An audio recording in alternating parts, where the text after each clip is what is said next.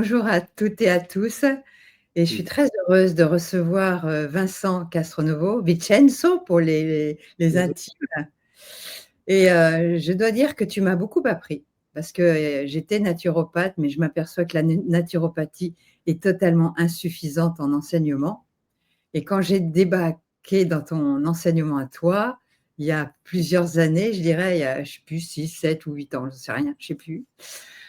Je me suis aperçue que je savais rien. Un peu plus.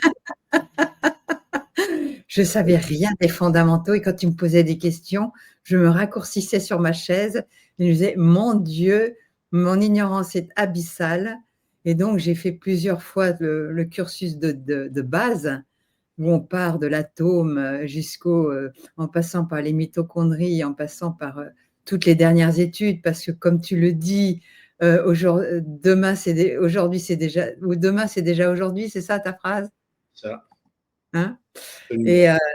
Et donc tu es au départ gynécologue, puis cancérologue, puis Oui. chercheur, puis professeur à l'université de Liège et tu fais faire un cursus aux médecins, mais aussi aux non-médecins, ça je voulais le dire parce que c'est important d'avoir ce type d'enseignement pour mieux comprendre notre biologie, nos métabolismes et donc tu donnes, des cours qui ont beaucoup de succès d'ailleurs. Tu es je crois le plus reconnu en tant que professeur de médecine fonctionnelle et nutritionnelle et je dirais, est-ce que j'ai oublié des choses? Tu n'as pas écrit, mais tu as publié, mais tu n'as pas encore écrit de livre. Peut-être qu'un jour tu prendras le temps parce que ça demande beaucoup de temps, C'est en hein? cours. D'abord, Marion, un grand merci de m'inviter sur ta plateforme.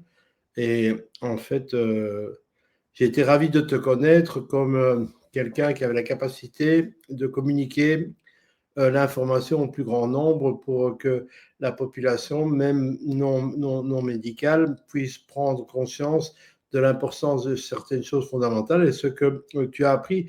Et donc, moi, en fait, j'ai été séduit par ton approche et ton humilité relative, parce que parfois on douterait de ton humilité, tant ta personnalité enthousiaste, où tu essayes de faire passer des messages, mais l'humble, c'est celui qui reconnaît qu'il ne sait pas ce que tu viens de dire. Donc, à un moment donné, tu t'es dit, et moi je suis très humble parce qu'en fait, je connais très peu par rapport à ce qui devrait être connu. Mais j'apprends à chaque fois, j'apprends, et ce qui est magnifique dans cette approche, c'est que c'est never ending story, c'est-à-dire l'histoire qui ne finit jamais, et on a toujours des intuitions, et ce qui est magnifique, c'est que ces intuitions soient confirmées par des données, par des faits. Mais ce qui est le plus important, et tu seras d'accord avec moi, c'est que les intuitions, lorsque appliquées, elles donnent des résultats aux patients pour qu'ils aillent mieux, pour qu'ils vivent plus longtemps en meilleure santé. Eh bien, ces intuitions, même si on n'a pas l'explication, l'important, c'est que le patient, que la personne soit mieux et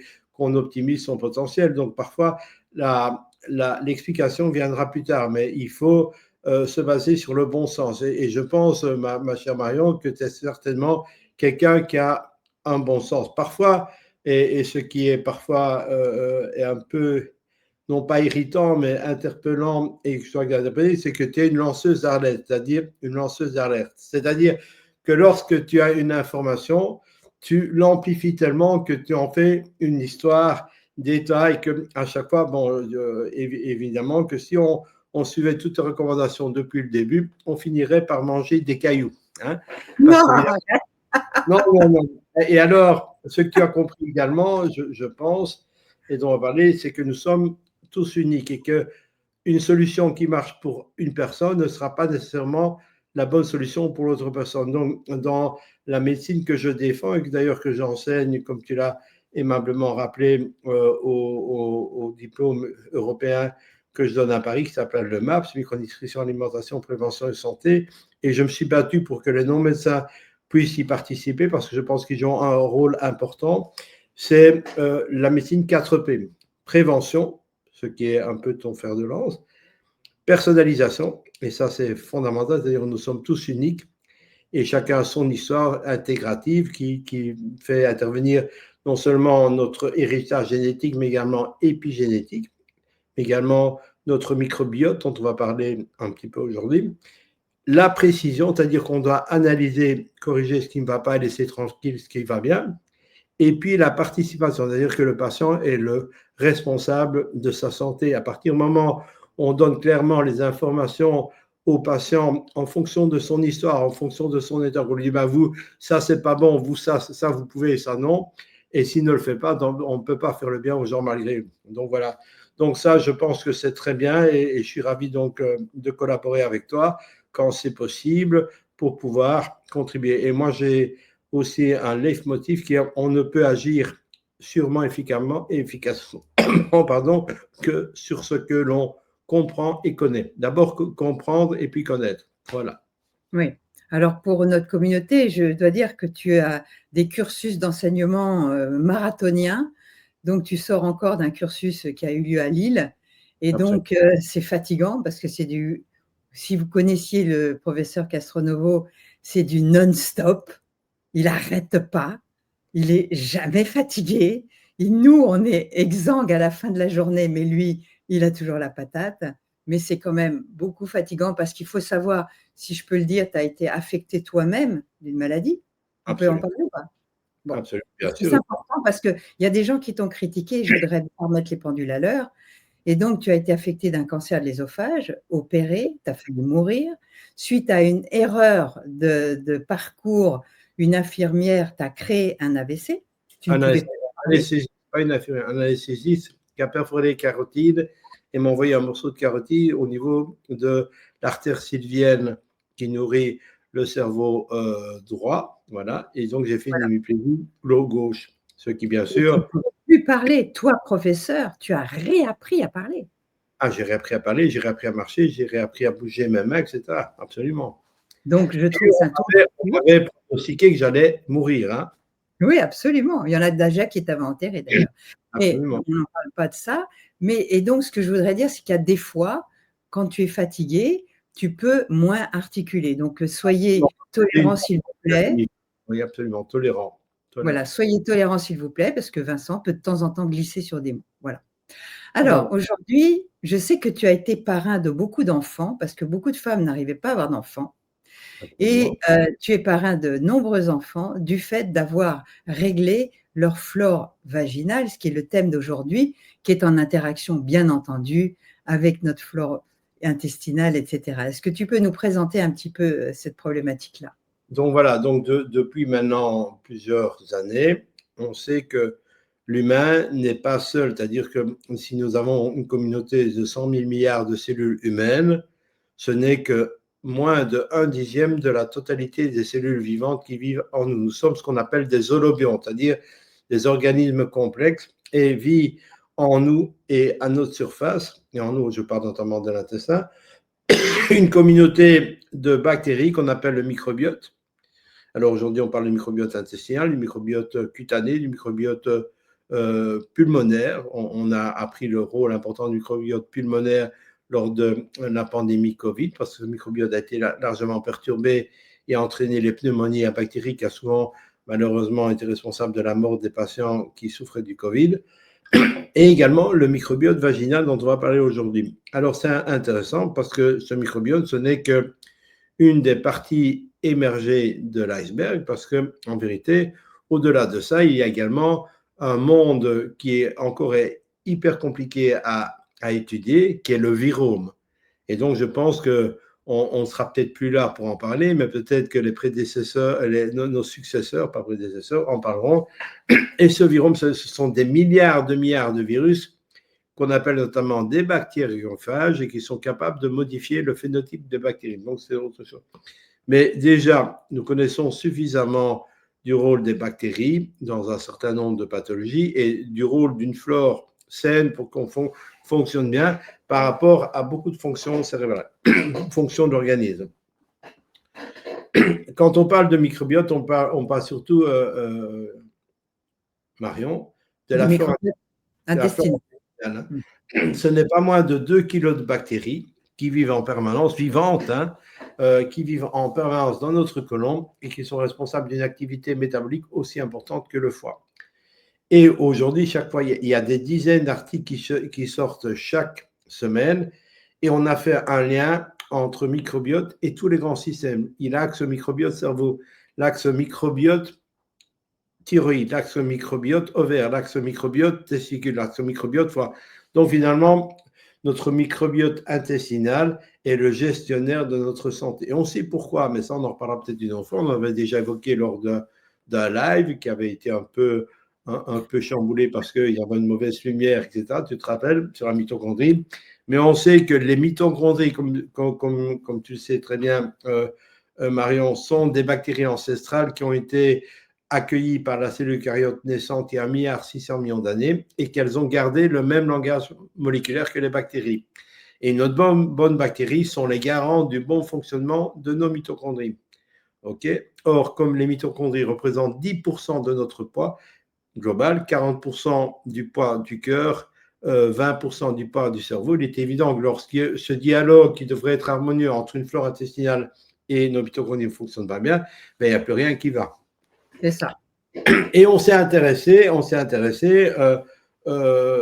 depuis un certain nombre d'années au microbiote vaginal qui est singulièrement différent du microbiote intestinal parce qu'il y a beaucoup moins de diversité. Néanmoins, ce microbiote vaginal, il a attiré son attention déjà parce qu'on s'est rendu compte que le microbiote vaginal était le microbiote qui allait ensemencer l'intestin du nouveau-né. Et comment on s'en est rendu compte? On s'en est rendu compte parce que lorsqu'on suivait l'évolution d'enfants nés par césarienne par rapport à des enfants nés par les voies naturelles, par la filière pelvigénitale, et que donc cet enfant n'était pas exposé au microbiote de la maman, eh bien, ils avaient beaucoup plus de problèmes immunitaires, ils avaient beaucoup de problèmes de comportement, augmentation du risque d'hyperactivité et de troubles de déficit de l'attention, augmentation de l'allergie, etc., etc. Et alors, ce qui est intéressant, c'est qu'une équipe canadienne, suspectant que le monde de naissance avait un impact sur l'évolution de ses enfants, a fait une expérimentation où toutes les césariennes programmées pour des raisons soit de confort du gynécologue, soit de disproportion fœtopelvienne, ont demandé aux futures mamans d'accepter de recevoir une gaz stérile dans le vagin avant l'accouchement. Okay, bien sûr, on regardait avant s'il n'y a pas d'infection, évidemment. Et puis, on mettait la gaz dans le frigo, dans une boîte stérile. Et à la naissance, eh bien, par césarienne, on badigeonnait l'enfant avec cette gaz, on lui mettait même un peu dans la bouche et on s'est rendu compte que dans ces conditions-là, le microbiote de l'enfant était plus proche de celui d'un enfant qui était né par voie basse et il y avait beaucoup moins de problèmes d'hyperactivité et d'allergie, montrant bien que ce microbiote vaginal de la femme, de la future maman, va jouer un rôle fondamental. Mais il n'y a pas que ça. Le microbiote vaginal, c'est un endroit qui doit être traversé par nos spermatozoïdes. Et la flore amie est favorable. Et lorsqu'il y a une infection au niveau de ce microbiote vaginal, déjà la glaire, qui est cette substance muqueuse qui va faire une espèce de barrière entre l'utérus et le vagin, ben, cette glaire va être oxydée par l'inflammation. Et donc, il va y avoir une difficulté. Et donc, on a incriminer une dysbiose du microbiote, une altération de la flore vaginale dans l'infertilité, mais même lors des fécondations in vitro, il faut savoir. Ah oui? Le microbiote vaginal, lorsqu'il n'est pas, et j'en parlerai un petit peu tout à l'heure, lorsqu'il n'est pas équilibré, lorsqu'il n'est pas en eubiose, on parle d'eubiose quand le microbiote d'un endroit est équilibré et en harmonie avec le tissu qui l'occupe, et bien lorsqu'on a une dysbiose vaginale, on a plus de risques d'infection urinaire à répétition. Alors, tu dois savoir que l'urétère chez la femme est très courte et vraiment très en proximité du vagin. Hein. C'est juste donc la fourchette. Et donc, évidemment, si tu as des bactéries pathogènes dans le vagin, elles n'ont pas grand chemin à faire par rapport à la vessie. Donc, beaucoup d'infections vésicales, mais également le pire, bien sûr, c'est le cancer du col de l'utérus. Car le cancer du col de l'utérus, qui est le cancer qui tue le plus de femmes en jeune de procréer dans le monde, okay, est lié à une inflammation. Bien sûr, les oestrogènes jouent un rôle. Bien sûr, le papillomavirus, qui est considéré comme un oncovirus, est impliqué, mais c'est l'inflammation qui va être responsable. Alors, je vais un peu t'expliquer. Le papillomavirus, en fait, on dit oncogénique, c'est-à-dire qu'il va créer des gènes qui vont conduire au cancer. Pourquoi? Excuse-moi, mais comme tu sais, oui. Tu sors après d'un enseignement et tu as été un peu malade. mon marathon de ce week-end, il y a un petit virus qui a profité de ma fatigue pour s'attaquer à mon larynx, fatigué par 10 heures de travail non-stop. Et donc voilà, mais je tenais quand même à faire cette petite émission avec toi, évidemment. Et donc ce que je voulais dire, c'est que le papillomavirus produit une protéine qui va bloquer un processus important, c'est d'arrêter les cellules qui ont accumulé des mutations dans leur génome. Or, tu sais que les mutations des gènes vont entraîner, on parle de mutations congéniques, l'apparition des cancers. C'est pour ça que quand tu vas trop au soleil, le soleil qui crée des radicaux libres va s'attaquer à l'ADN, créer des mutations qui vont éventuellement augmenter le risque de mélanome. Et donc, on a heureusement un système de surveillance. Elle s'appelle la protéine P53. Cette protéine P53, elle va, si on dit il y a beaucoup d'erreurs, eh bien, elle va commander la réparation. Et si la réparation ne se fait pas, elle va ordonner la mort propre de la cellule par apoptose, c'est-à-dire que la cellule se suicide. C'est une espèce de précaution qui va empêcher éventuellement l'apparition d'un cancer. Eh bien, le virus, les oncovirus, les papillomavirus vont produire une protéine qui va séquestrer la protéine P53 qui ne fait plus son travail. Donc, alors pourquoi? C'est quoi la cause? la cause, Et pas d'autres. c'est une interaction entre cette protéine qui conduit à ces situations. Okay? Oui, mais pourquoi? Pourquoi est-ce que ça touche certaines et pas d'autres? Alors, attends, justement. Donc, évidemment, s'il n'y a pas d'erreur, donc s'il n'y a pas d'erreur, il n'y a pas de problème, puisqu'il n'y a pas besoin de surveillance. Mais qu'est-ce qui va créer les erreurs? Ce sont les radicaux libres, les agents oxydants. Et quel est le commun dénominateur de toutes les inflammations associées aux infections? C'est le stress oxydant. Donc, si tu as des infections dues à un déséquilibre de la flore vaginale fréquent, tu vas avoir beaucoup d'inflammations, beaucoup de radicaux libres, beaucoup de mutations. Okay? Et donc, pourquoi est-ce que le cancer du col de l'utérus et le cancer de la femme en période de reproduction? Parce qu'elle est soumise au rythme des sécrétions ovariennes des œstrogènes, qui sont des hormones qui stimulent la division de toutes ces cellules de la sphère génitale. Donc, les cellules du vagin, les cellules du col, de l'utérus, du sein, ont des récepteurs œstrogènes. Donc, en période de reproduction, lorsque tu as des œstrogènes, de l'inflammation et le papillomavirus, tu as le scénario pour créer un cancer du col de l'utérus. Donc, finalement, ce sont des circonstances. Donc, par exemple, ce sont les patientes. Alors, ça va te faire rire. On a mis les dames en deux catégories, les pures et les pommes. Les quoi? Les pures, P-U-R, et les pommes, P-O-M. Et donc, tes auditrices vont se reconnaître, et toi aussi d'ailleurs. Alors, pur, c'est partenaire unique répétitif. Et pomme, c'est partenaire occasionnel multiple. Donc, ces dames qui ont des rapports avec, souvent non protégés avec plusieurs partenaires ont plus de risques de rencontrer le papillomavirus parce que malheureusement, l'homme est souvent un porteur sain. Et elles vont avoir aussi souvent plus d'infections. Et comme elles ont beaucoup d'hormones, donc elles ont une grosse activité et donc elles sont plus à risque. Voilà. Donc, le microbiote vaginal va jouer un rôle extrêmement important, modérateur de ce problème-là. Alors, il y a un autre problème, c'est après la ménopause. Après la ménopause, tu sais qu'il y aura moins d'œstrogènes et que ces œstrogènes ont un impact sur la flore vaginale. Pourquoi? Parce que les œstrogènes vont entraîner la production de substances nourricières au niveau de la paroi du vagin qui vont nourrir les bactéries qui sont les lactobacillus vaginalis. Il y en a plusieurs types.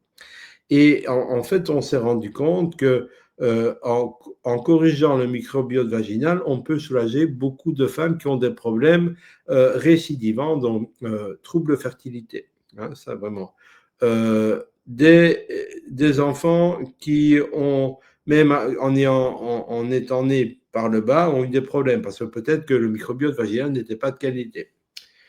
Des patientes qui ont des cystites à répétition, des patientes qui ont des lésions précancéreuses du col. Ça, évidemment, il est urgent d'évaluer le microbiote et on peut bien sûr le corriger. les patientes qui ont des problèmes d'irritation et de dyspareunie. Tu sais quoi la dyspareunie? La dyspareunie, c'est des douleurs lors des rapports. Okay, Ah. ça peut être embêtant hein, si une dame a mal quand elle a des rapports parce que sa muqueuse vaginale est fragile et que ça peut avoir des impacts au niveau des relations. Ensuite, tu peux avoir, bien sûr, dans la sécheresse vaginale peut être liée à des troubles. Alors, ce qui est intéressant également, c'est qu'on a vu qu'il y avait un lien entre le microbiote vaginal et le microbiote intestinal. Bah oui. Et ce n'est pas difficile à comprendre, hein, puisque la distance entre la marge anale et la fourchette vaginale postérieure, c'est 1 ou 2 cm. Alors, tu peux avoir l'hygiène la plus parfaite possible. C'est une femme active qui bouge. Il y a une espèce de circulation dans les deux sens entre le microbiote du vagin, le microbiote de la marge anale, qui est un peu le reflet du microbiote. D'ailleurs, il y a beaucoup de vaginite chez les petites filles, okay, et chez les personnes plus âgées, parce que leur hygiène anale ne se fait pas dans la même direction. Il est important que les mamans apprennent aux petites filles que quand on se fait sa toilette au niveau anal, c'est bien sûr d'avant en arrière. Ouais. Les petites filles ont parfois plus tendance c'est plus rapide, c'est plus un geste plus normal d'aller d'arrière en avant. Mais là, tu amènes toute la flore. Et alors, les pauvres dames, et ça, j'ai déjà eu ça des patientes qui avaient des infections vaginales récidivantes. Et le problème, je leur disais, ben, comment, c'est un peu embêtant, mais madame, comment est-ce que vous faites votre hygiène anale quand vous avez fait la grande commission? Ben, il dit, écoutez, monsieur le docteur, vous voyez, j'ai de l'arthrose capillaire-humérale, je n'y arrive plus, donc c'est plus facile comme ça. Et donc, oui, tu ris, toi, mais bon, mais c'est embêtant parce qu'elle devait prendre des antibiotiques qui perturbent la flore intestinale. Donc voilà, donc des petits détails comme ça sont importants. C'est pour ça que. On avait des bidets avant. Ah ben, le bidet, c'est remarquable. Le bidet, c'est remarquable. Hein. Et dans les pays maghrébins, on se nettoie Au jet, ouais. le fion avec un jet d'eau. On ne touche pas. C'est pour ça qu'on ne donne jamais la main droite quand on dit bonjour, parce que c'est la main qui s'étudie derrière. Tu sais ça, hein, voilà. Ah, je ne savais pas. Donc voilà. Donc, comme tu sais, depuis maintenant 30 ans, je travaille avec un laboratoire belge, l'IMS-MBNEX, qui développe des bilans d'investigation préventive.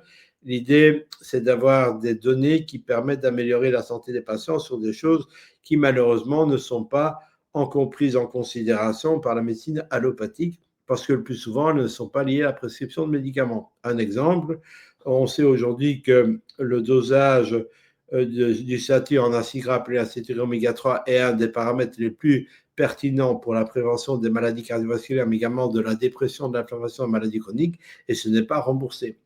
Parce que la conséquence d'une carence, c'est manger plus de sardines ou prendre de l'huile de poisson. Okay, c'est bien plus intéressant de doser le cholestérol, donner un médicament contre le cholestérol qui rapporte des milliards à un petit nombre de personnes. Donc voilà. Donc, ceux qui nous écoutent, c'est le test des acides gras érythrocytaires. Je vous le dis Absolument. au cas où vous alliez sur le site de lims-mbnext.be, vous allez vous regarder et c'est des choses que vous pouvez faire directement sans passer par un médecin, on est d'accord?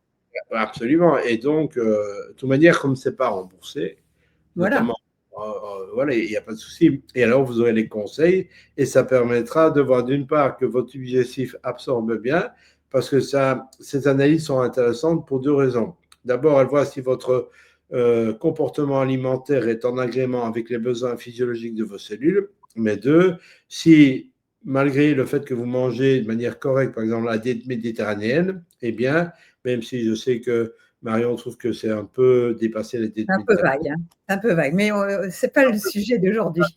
Non, enfin, voilà. Donc, n'empêche qu'au niveau scientifique, c'est la diète qui est le plus en harmonie et en adéquation avec les recommandations. Et au niveau épidémiologique, c'est ce type d'alimentation et de comportement qui est associé à la longévité en bonne santé la plus longue. Mais voilà. Mais ça ne convient peut-être pas à tout le monde. Hein. Là, je suis d'accord avec toi. Mais ce que tu dis non plus, Marion, ne convient pas à tout le monde. Mais ça vaut la peine de le considérer. OK, voilà. OK, je vois que tu te tais. OK, donc, elle se tait parce qu'elle sait que j'ai raison. En tout cas, sur ce point-là. Donc, tout ça pour dire que, donc, on va voir si vous mangez bien, mais également, manger de bonnes choses, c'est bien, mais ce n'est pas nécessairement suffisant. En nutrition, il y a une notion extrêmement importante, mais même en pharmacologie, c'est la biodisponibilité. Et je pense que même Marion pourrait le dire, mais je ne vais pas la mettre, c'est pas le but, hein. La biodisponibilité d'un nutriment, on va parler par exemple de la vitamine D, présente dans un aliment, c'est la quantité de ce nutriment, de cette vitamine qui va véritablement arriver là où vous en avez besoin par rapport à la quantité qu'il y a au départ. Okay. Et Donc, tu m'as appris oui, quelle ben était oui, la vitamine A dépendante, fer dépendante, etc. Et bien sûr, absolument. dysbiose ou eubiose dépendante. Mais également, donc pour tes auditeurs, savoir que c'est la différence entre le brut et le net. Okay. Donc, par exemple, si vous prenez 6000 unités de vitamine D avec de l'eau, il est probable que dans votre corps, vous n'en aurez que 1000. Donc, vous avez vraiment 83% de taxes. Okay. Alors que si vous prenez avec le gras, vous aurez probablement 4000 unités qui vont arriver. Donc, c'est extrêmement important. Donc, le profil en acides gras, puisque tu en parlais, va permettre de voir si votre tube digestif est capable d'absorber et de distribuer ces acides gras, puisqu'en fait, on va les doser dans la membrane des globules rouges. Ça veut dire que les acides gras sont arrivés, ont été intégrés, ont pu jouer leur rôle. Ça, c'est hyper important.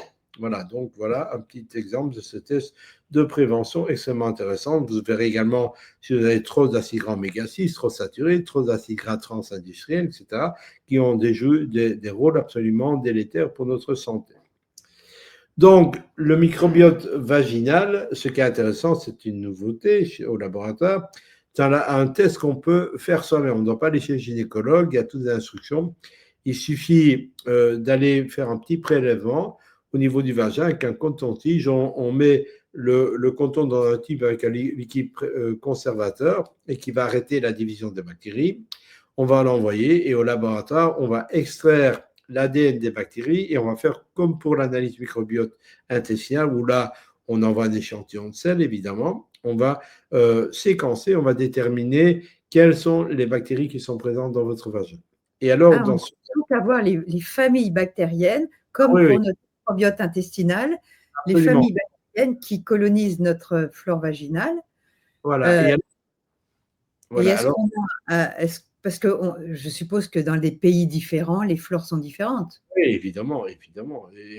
On va voir que certaines comment dire, habitudes d'hygiène sont extrêmement délétères. Par exemple, il y a des personnes qui, à la limite, se lavent avec des savons agressifs à l'intérieur du vagin. C'est très, très mauvais. C'est très, très mauvais. Donc, il faut savoir que par millilitre de sécrétion vaginale, il y a entre 100 millions et 1 milliard de bactéries. Entre 100 millions et 1 milliard de bactéries par millilitre de sécrétion vaginale. Okay. Est-ce qu'on peut parler de flore commensale Oui, vaginale? oui, bien sûr, il y a une flore amie, évidemment, qui change également au cours du cycle. Hein.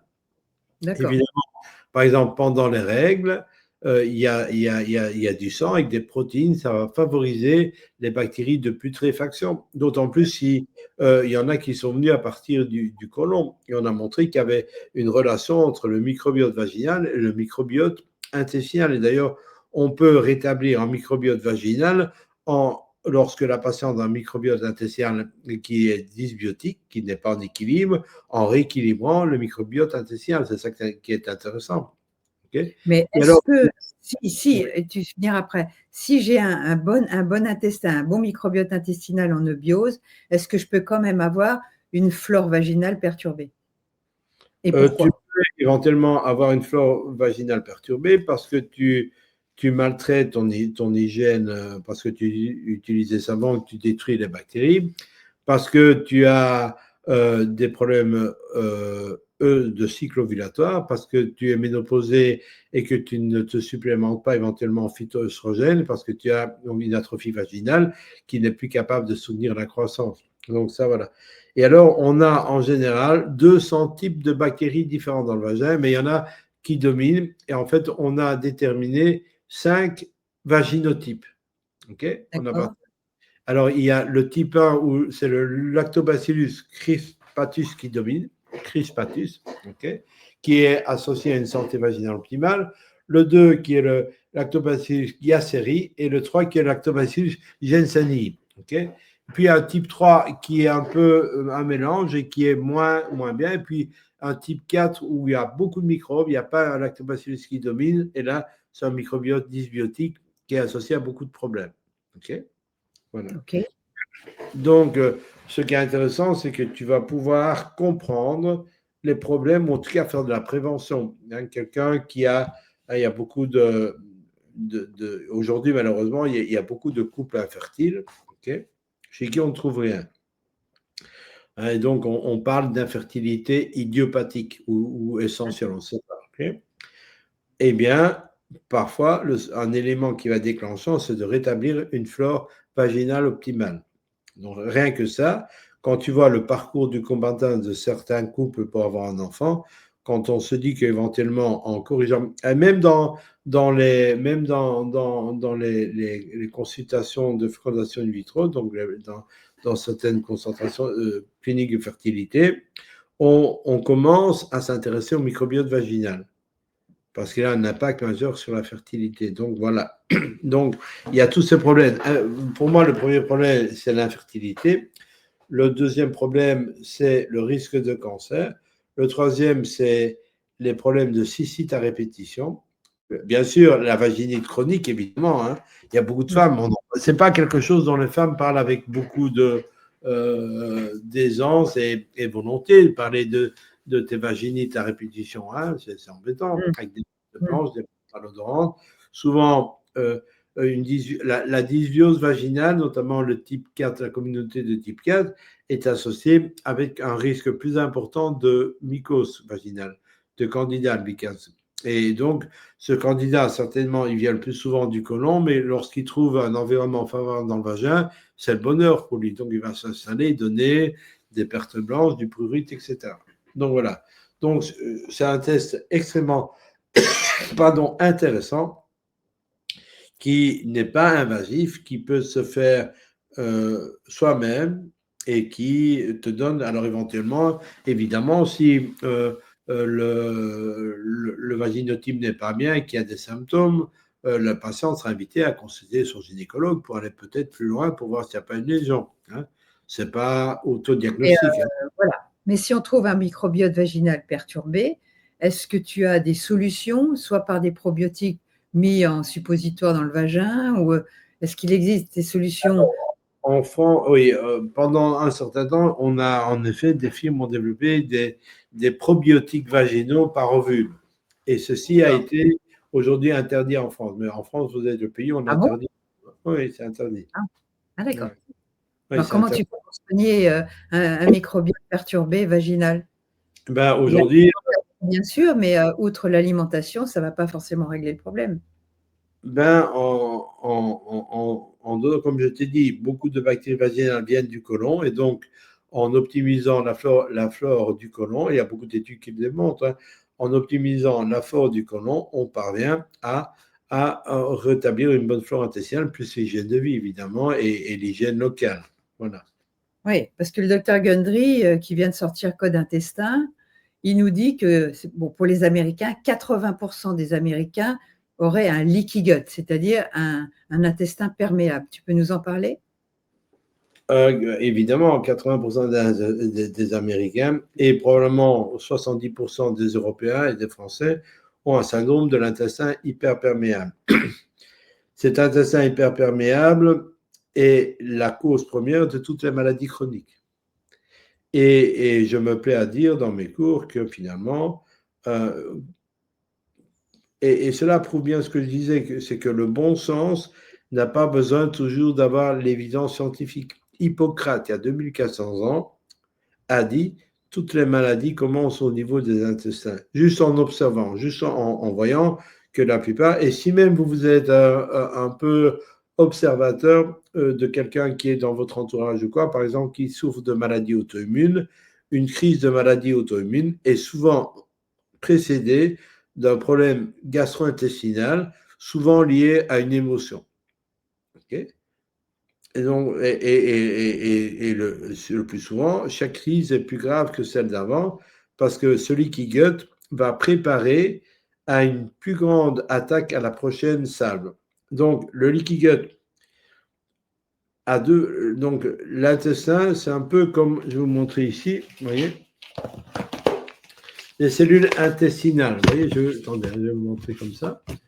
Voilà, vous avez des cellules intestinales, hein, ça, ce sont des plus haut, plus haut, plus haut, plus haut. voilà. Voilà. La cellule intestinale, vous ne voyez plus sur là.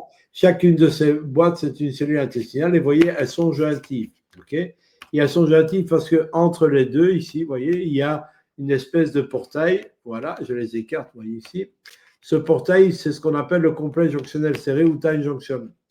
Et ici, ce joint, qui est un portail qui reste fermé le plus souvent, permet d'avoir une fonction de barrière, c'est-à-dire que seuls vont être absorbés à travers le sommet où il y a des villosités, les nutriments et les médicaments, etc., et les aliments que vous allez digérer, et les bactéries, les grosses molécules ne vont pas passer. Si maintenant vous avez ces portails qui sont cassés, là vous avez des trous, et là vous avez le leaky gut. Donc là vous avez le syndrome de l'intestin hyperperméable, à travers lequel vont passer des bactéries qui peuvent être méchantes ou même pas méchantes, mais qui seront considérées par le système immunitaire qui se trouve juste en dessous, parce que juste en dessous de ce mur, okay, juste en dessous de ce mur, il y a le système immunitaire ici. Vous voyez, il y a l'armée qui est prête à... Alors, vous devez savoir que 80% des cellules de notre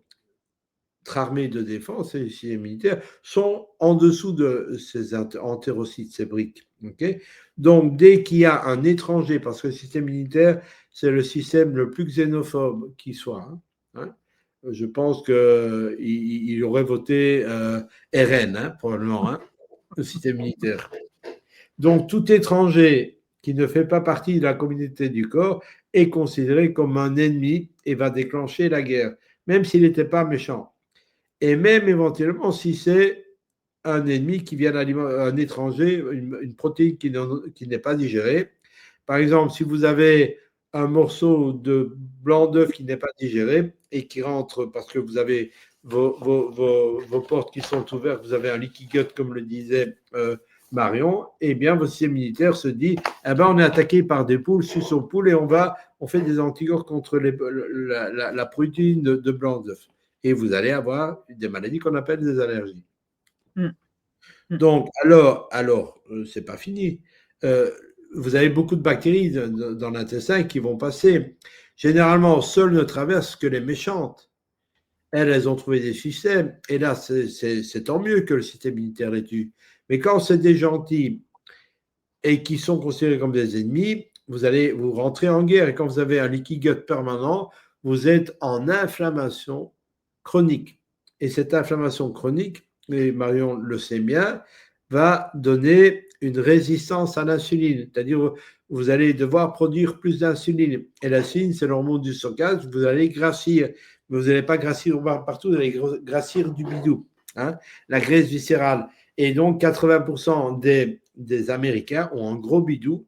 Et cette graisse viscérale, c'est une bombe métabolique qui génère toutes les autres pathologies. Diabète de type 2, maladie cardiovasculaire, cancer, Alzheimer, etc. Donc, comprendre l'intérêt d'avoir une bonne flore intestinale pour maintenir l'intégrité fonctionnelle de la barrière intestinale, quelque chose d'hyper important. Et donc, quelle va être ta stratégie pour régler une flore vaginale qui est en dysbiose et qui est en souffrance, en inflammation? Donc, je l'ai dit, la stratégie, d'abord, il faut faire l'état des lieux. C'est ça. Qu'est-ce qui se passe? Il faut savoir qu'est-ce qui se passe et il faut faire ce féminibiote qui est finalement donc une analyse qui est facile d'accès, facile d'interpréter.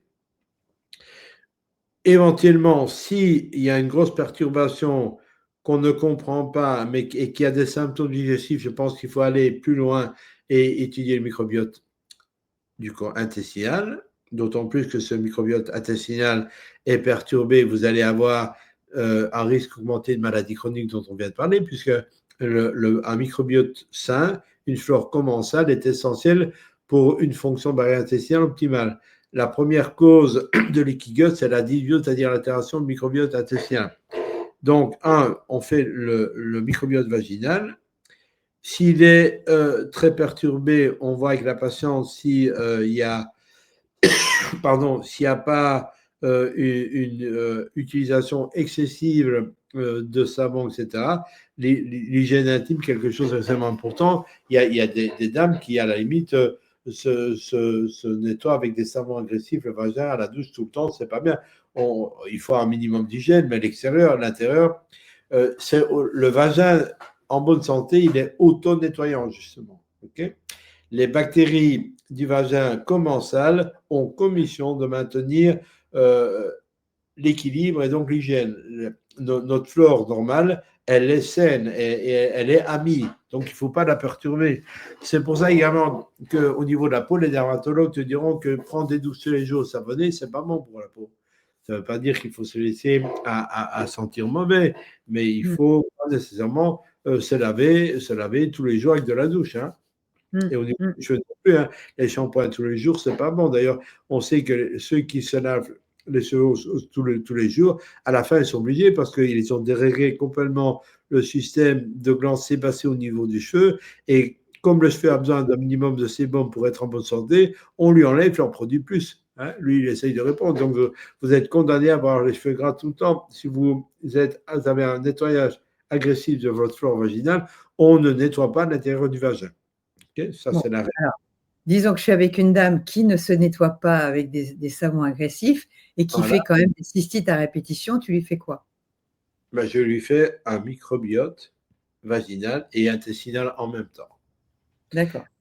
Et si elle a en plus des pertes malodorantes et des chatouilles, je suspecte qu'un candidat, je lui fais le DMI. Le DMI, c'était à la limite, le DMI, je dirais que si j'ai un microbiote vaginal perturbé, je ferai le DMI. Alors, c'est quoi le DMI? C'est le Dysbiose Mycose Index.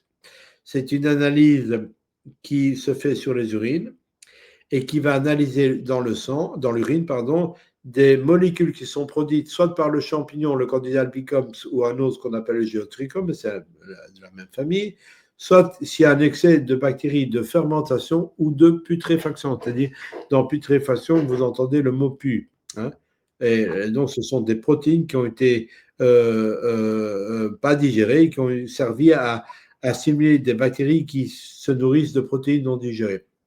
Et donc, ces métabolites, donc ces molécules qui sont produites par ces bactéries, on va les doser dans l'urine. Si elles sont très augmentées, on peut dire à la dysbiose de putréfaction. Et ça va nous commander à aller voir plus loin. Et parfois, il n'y a pas de dysbiose de putréfaction, mais de fermentation. Et donc là, il y aura des attitudes différentes. Si c'est une putréfaction très importante, il faudra donner des antibiotiques qui seront associés à un réensemencement de la flore avec des bonnes bactéries. Okay, Oui, c'est ça. Donc, tu nettoies le terrain avec des antibiotiques voilà. spécifiques et Oui, ensuite, tu ensemences avec des bonnes bactéries. Voilà. Et la rééducation alimentaire. Et on va voir, Marion, si tu... quel est le conseil majeur pour avoir une bonne flore intestinale? Moi, tu sais bien que je fais la guerre aux glucides. Hein, Non, non, parce mais... que le sucre sous forme de sucre est quand même inflammatoire. Oui, non, mais le sucre, non, non, mais un conseil hygiéno-diététique universel pour l'Homo sapiens sapiens, c'est quoi? Allez, ne me déçois pas. Des bonnes graisses, du Non, DHA. non, non, non. Ah oui, mais attends, c'est vachement Manger important. calmement et bien mastiquer. Ah bah oui, mais ça d'accord. Oui, Et mais le non. DHA, il va nourrir toutes tes membranes, il va nourrir ton Oui, cerveau. mais si tu ne mastiques pas bien, ton Bien DHA sûr. va nourrir les rats de ton WC qui vivent dans les égouts qui drainent ton WC. Non, ça, j'aime à rappeler à tout Ma communauté. Ouais. à ta communauté que la première chose à faire si vous voulez être en bonne santé, c'est prendre le temps de manger calmement, lentement, et de n'avaler que lorsque vous avez un aliment solide qui a été réduit à une consistance que vous donnerez à un bébé sans dents. Et j'ai dit ça il y a 30 ans, on s'est moqué de moi. Aujourd'hui, il y a plus de 2000 publications qui font ce lien. Ouais, ça Il y a même suffit. un lien entre déficit de mastication, obésité, déficit de mastication, dépression, déficit de mastication, Alzheimer.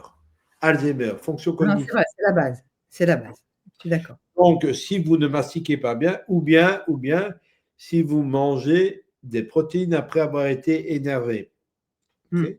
Oui, parce que l'estomac ne peut pas parce que délivrer. A déjà, suite à votre stress, vidé la moitié de ses sucs digestifs. Et donc, si vous mangez plus que vos capacités digestives, vous ne pourrez pas digérer tout. Et là, de manière automatique, vous allez stimuler la flore de putréfaction. Et ça va conduire à la dysbiose vaginale. Okay. Et ça crée un SIBO, c'est-à-dire des bactéries qui remontent dans le grec. Et là, oui, elles n'ont rien à faire. Au niveau du SIBO, les théories évoluent. Pendant longtemps, on pensait que c'était les bactéries du côlon qui montaient dans l'intestin grêle. Maintenant, on sait que ce sont des bactéries qui sont dans l'intestin déjà là, mais qui, nourries, vont se développer. Donc, tu vois, donc, mais enfin, le résultat est le même. Le patient n'est pas bien. Et voilà, le résultat est le même. Et la prise en charge thérapeutique est la même. Mais peut-être un petit peu des jeûnes intermittents qui peuvent mettre l'organisme au repos. Ah, absolument, le jeûne intermittent est remarquable pour la flore parce qu'elle va permettre justement, en affamant si vous mangez moins, le jeûne intermittent, c'est pas le ramadan, hein. C'est-à-dire, c'est pas manger du lever au coucher du soleil et puis faire l'orgie, quoi. Hein. J'avais d'ailleurs eu lors de un médecin d'origine maghrébine qui avait fait son mémoire sur le ramadan et il avait vu que après le ramadan, les gens qui étaient bien avant étaient en syndrome métabolique et en prédiabète après le ramadan parce qu'ils avaient mangé en excès, quoi. Oui, en plus, ils n'ont pas le droit de boire de l'eau non plus dans la journée.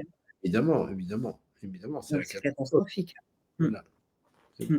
Donc, pour toi, il faut faire un état des lieux de notre flore vaginale, pourquoi pas de notre flore intestinale avec le DMI, voilà. Et peut-être aussi connaître notre statut mitochondrial, c'est-à-dire voir si on a des carences. Sûrement. Ça, c'est une autre histoire. Ce que tu dois savoir et que tu sais déjà, c'est que les bactéries communiquent avec les mitochondries. Donc, si on a un microbiote, et c'est ça le lien entre altération microbiote et Alzheimer, Parkinson, c'est parce que les mitochondries et aussi maladies cardiovasculaires. Est-ce que tu sais qu'il y a un article qui explique, c'est intéressant, que les maladies cardiovasculaires sont les dommages collatéraux des maladies inflammatoires de l'intestin. Moi, ça me paraît logique. Hein, parce que dire ça à un cardiologue, il va. Tu crées de l'inflammation, tu crées de l'inflammation au niveau de l'endothélium, dans tes artères. On sait aujourd'hui qu'il y a des métabolites qui viennent du microbiote, comme le TMAO, la phénylacétylglutamine, qui sont endotéliotoxiques, qui sont athérogènes. Donc, ce qui veut dire que pour pouvoir réduire les maladies cardiovasculaires, il faut traiter l'intestin. Okay. Et pour avoir un vagin en bonne santé, il faut traiter l'intestin. Et pour ça, donc, moi, je pense qu'en prévention, toutes les femmes devraient connaître l'état de leur microbiote. Si elles ont un bon microbiote vaginal, pas de plainte, ben c'est très bien. Continuez à faire ce que vous faites. Sinon, ça vaut la peine, en prévention notamment du cancer du col de l'utérus ou des lésions précancéreuses, ça vaut la peine chez toutes les jeunes filles de faire cette analyse. Oui, non, mais moi, j'invite les gens à faire cette analyse. Je ne sais pas si tu as vu, je pense que Ballon Perrin, il travaille avec toi à travers le site STUP. Voilà, moi, je les invite à connaître quel type de bactéries colonisent leur intestin, quel type il leur manque, parce que tu as remarqué, puisque tu fais beaucoup d'analyses, qu'il y en a beaucoup qui n'ont pas Akkermansia, qui est quand même une bactérie vachement importante quand elle est en symbiose avec d'autres. Voilà, et tu sais pourquoi? Il semblerait qu'ils disent que l'Akkermansia nous protège. Tous les cancéreux, enfin ceux qui n'ont pas de cancer ont beaucoup d'Akkermansia, et ceux qui ont des cancers en ont très peu ou pas. Que fait l'Akkermansia? Oui, ça c'est des études qui sont sorties. Que fait l'Akkermansia? Pourquoi est-ce que c'est une copine de l'Akkermansia? Parce que je crois qu'elle métabolise bien les glucides. L'Akkermansia, en fait, elle adore le mucus. Oui, oui, c'est ça. Elle renforce l'immunité intestinale. Et comme on n'est jamais mieux servi que par soi-même, elle simule la production de mucus, et le mucus, c'est l'engrais qui est le support pour toutes les autres bactéries. Les bactéries adorent le mucus. Et donc, justement, quand tu n'as pas d'Akkermansia, eh ben, tu n'as pas assez de mucus et les bactéries mangent tout le mucus qu'il y a, le minimum, ce qui veut dire qu'à un moment donné, on est à vif sur on est notamment le pôle des entérocytes ici, il est protégé par une couche de mucus d'environ ça. Vous ne voyez plus là, voilà.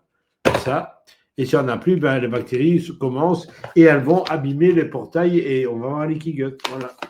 Et ça, pour ça, il faut leur donner à manger du butyrate et tout ça, des acides gras à courte chaîne. Non, le butyrate. Il faut donner à manger à nos bactéries.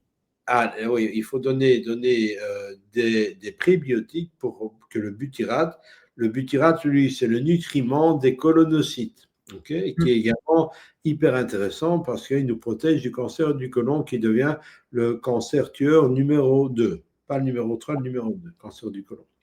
Alors, bien sûr, ce qui est intéressant également à savoir chez ces dames qui ont également un problème de dysbiose vaginale, de vaginite à répétition, c'est de voir si elles font un bon mucus. Et qu'est-ce qu'on va demander aussi pour voir si elles ont un bon mucus? Tu en as déjà parlé largement, tu le sais.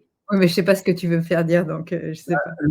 Le mucus, il y a un test génétique qu'on peut faire pour savoir si on fait un bon mucus.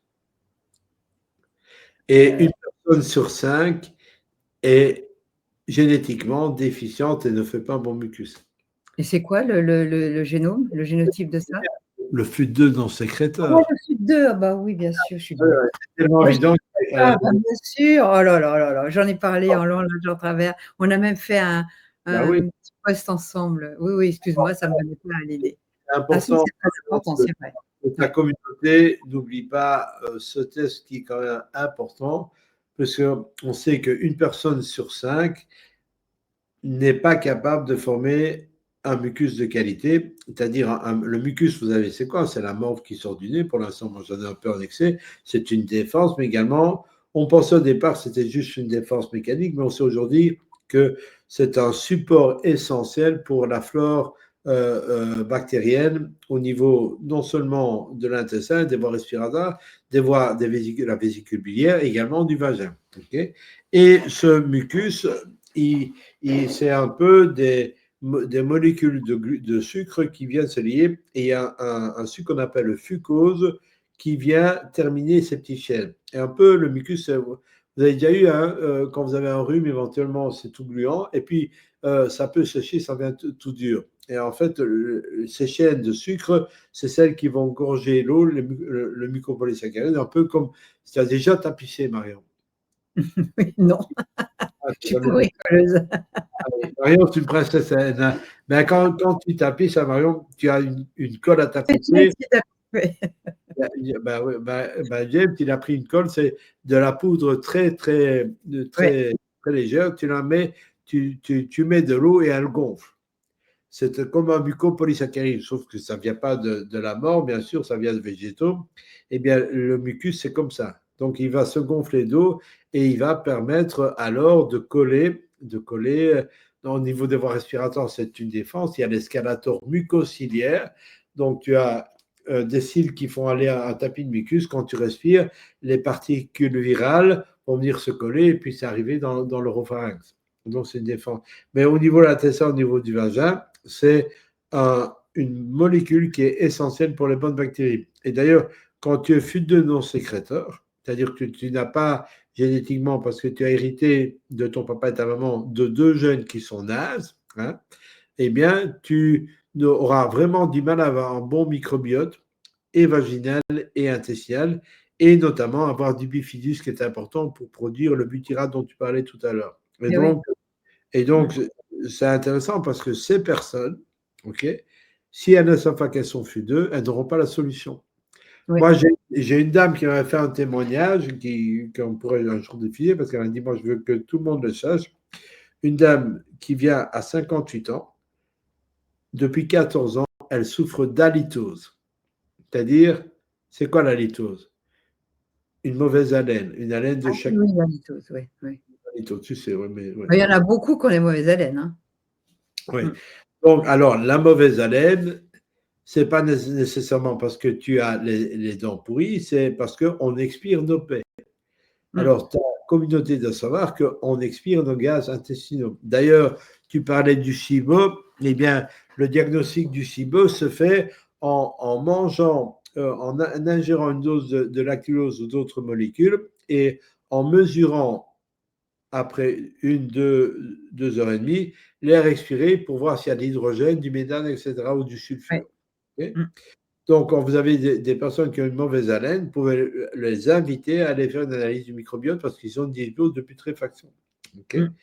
Il y a un appareil d'ailleurs qui est sorti il n'y a pas longtemps, Food Marble, qui est ouais, vachement bien. C'est un petit appareil comme ça. Tu ouais, souffles, alors bien sûr, tu prends les précautions, l'alimentation, t'attends, et cetera, et il te sort exactement en fonction de ce que tu as mangé, ton hydrogène et ton méthane. C'est ouais. bien. Food Oui, il faut Marble. Mmh. voir si c'est fiable. En tout cas, pour parler laboratorium sur lequel je travaille, on sort dès le mois de novembre un Brestex tout à fait, un Ah d'accord. Brest, oui, tout à fait tip top, etc., avec les dernières données scientifiques. Et donc, si tu es FUT2 non sécréteur, cette dame, oui, cette dame, elle vient, elle est FUT2 non sécréteur, elle a une dysbiose de putréfaction, et elle m'a fait un témoignage parce que en 3 semaines, c'est parti. Elle a dit, je suis furieux qu'il a fallu que j'attende 44 ans pour qu'on me résolve ce problème d'haleine de chacal, quoi. Maintenant, j'ai Oui, une mais haleine. il a donné du FUT2 en J'ai pilule. donné le sucre du fucosilactose, pas du FUT2. Le Non, FUT2, c'est voilà.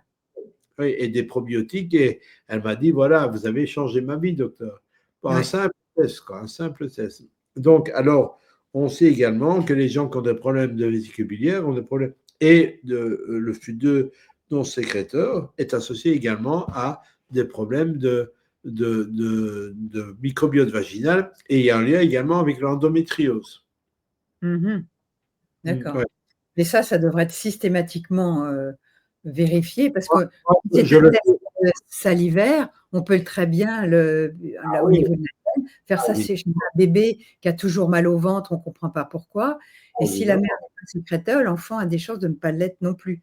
Donc ça, c'est absolument. vraiment des précautions qu'on peut faire aujourd'hui qu'on n'avait pas à notre disposition avant.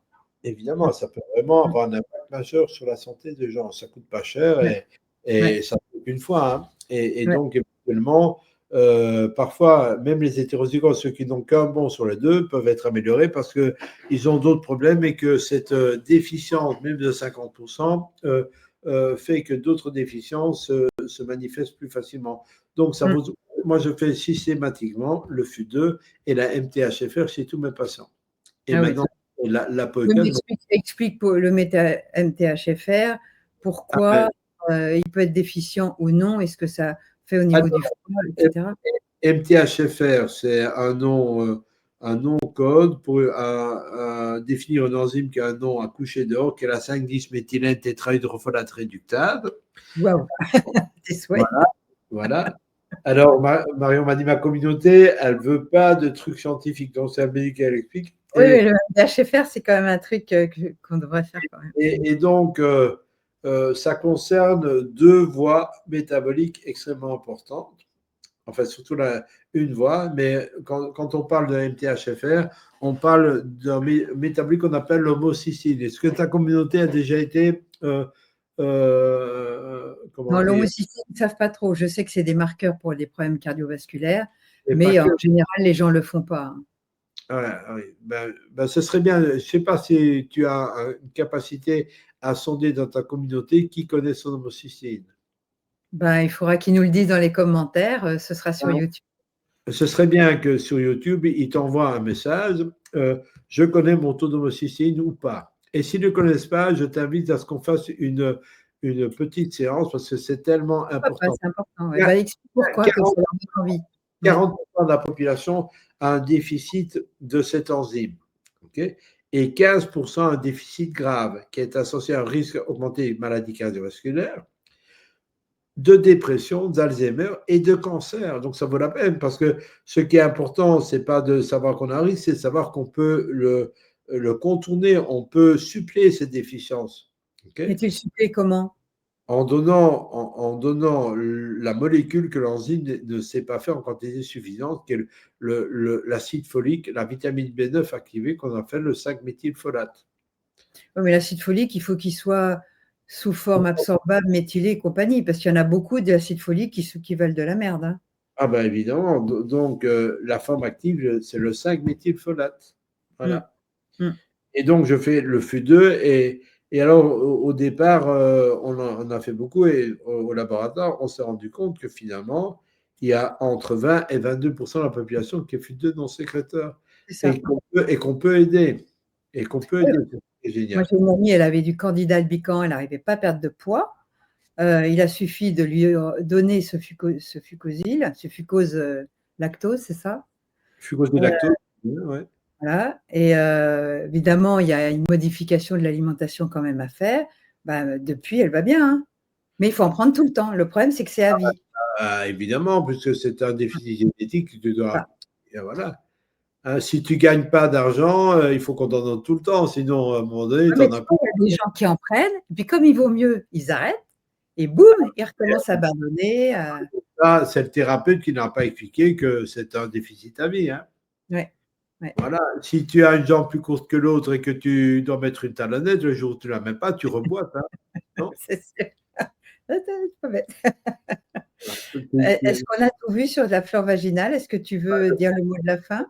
Je pense que le mot de la fin, c'est que le vagin est une des structures les plus importantes qui garantit la pérennité de l'humanité. C'est la porte du monde et de la vie, puisque c'est par là qu'entre et sort la vie. Hein. Ouais, Et donc, je ouais. pense que ce vagin, en tant que gynécologue, mérite toute notre attention, puisqu'il est au centre de l'humanité. Voilà.